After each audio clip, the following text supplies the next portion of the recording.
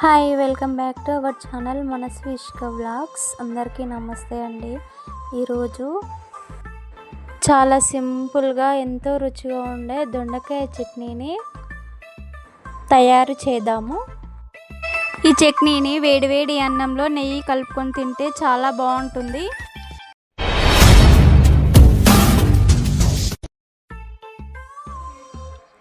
Video చూసే ముందు ఈ ఛానల్ని సబ్స్క్రైబ్ చేసుకొని లైక్ చేయండి. మీ లైక్ చేయడం వల్ల నాకు ఎంతో సపోర్టివ్గా ఉంటుంది. ముందుగా కడాయి పెట్టుకొని 1 టేబుల్ స్పూన్ ఆయిల్ వేసుకోవాలి. ఆయిల్ వేడెక్కిన తర్వాత పచ్చిమిర్చి వేసుకోవాలి. పచ్చిమిర్చి వేసి మంచిగా కలుపుకోవాలి. ఆయిల్లో మంచిగా ఫ్రై చేసుకోవాలి.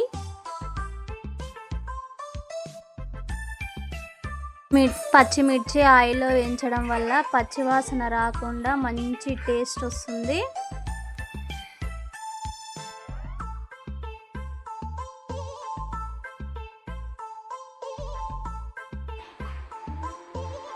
పచ్చిమిర్చి వేగిపోయింది. వేగిన తర్వాత ఒక ప్లేట్ తీసుకొని ప్లేట్లో వేసుకోవాలి. ఇప్పుడు ఒక 1/2 కేజీ దొండకాయలను తీసుకొని మంచిగా కడుక్కొని చిన్న చిన్న ముక్కలుగా కట్ చేసుకోవాలి. దొండకాయలు ఏ షేప్లో అయినా కట్ చేసుకోవచ్చు. సన్నగా కట్ చేసుకుంటే తొందరగా వేగిపోతుంది. ఇప్పుడు అదే కడాయిలో 2 టేబుల్ స్పూన్ల ఆయిల్ తీసుకోవాలి. ఆయిల్ వేడెక్కిన తర్వాత దొండకాయలను వేసుకోవాలి. దొండకాయలు వేసిన తర్వాత మంచిగా అంతా ఒకసారి కలుపుకోవాలి. స్టవ్ మీడియం ఫ్లేమ్లో పెట్టుకొని మంచిగా ఉడికించుకోవాలి. ఒక 2-3 నిమిషాలు ఫ్రై చేసుకోవాలి.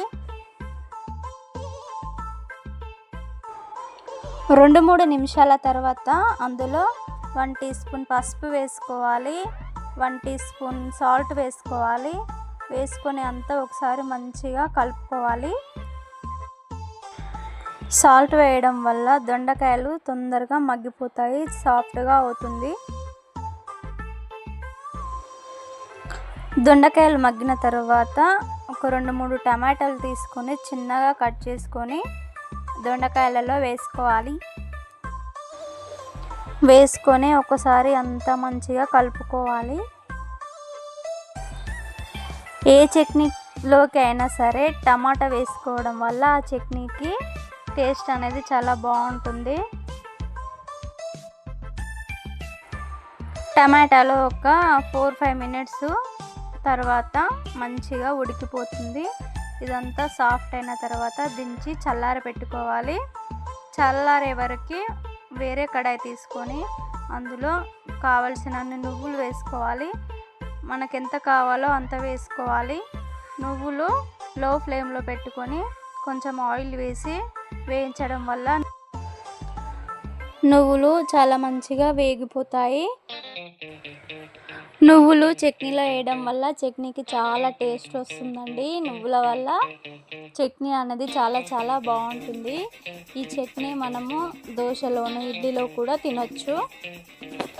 చపాతీ ఉప్మాలో కూడా ఈ చట్నీ చాలా బాగుంటుంది. ఒకసారి మీరు కూడా ట్రై చేయండి. పిల్లలు కూడా చాలా ఇష్టంగా తింటారు.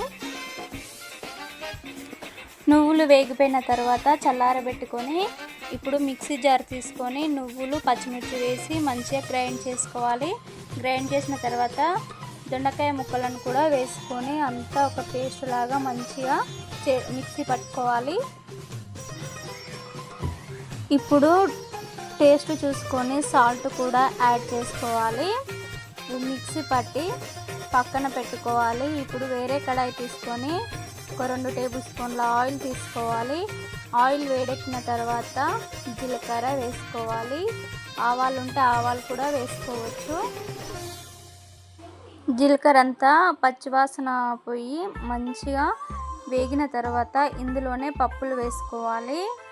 పోపు దినుసులు పప్పులు వేసుకొని అవి మంచిగా వేగిన తర్వాత ఒక 3-4 ఎండుమిర్చి వేసుకోవాలి. వేసుకొని మంచిగా కలుపుకోవాలి. పోపు అంతా మీడియం ఫ్లేమ్లో పెట్టుకొని చేసుకోవాలి. పోపు మాడితే టేస్ట్ అనేది మారిపోతుంది.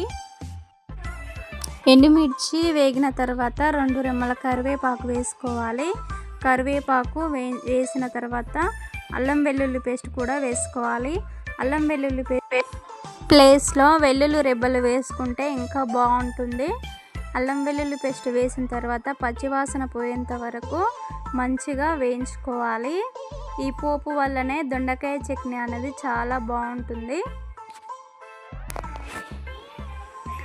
పోపు అయిపోయిన తర్వాత చట్నీలోకి వేసుకొని అంతా మిక్స్ చేసుకొని వేడివేడి అన్నంలో తింటే చాలా బాగుంటుంది. రెసిపీ నచ్చినట్లయితే లైక్ చేయండి, షేర్ చేయండి, సబ్స్క్రైబ్ చేయండి. మరిన్ని రెసిపీలతో మీ ముందుకు వస్తాను.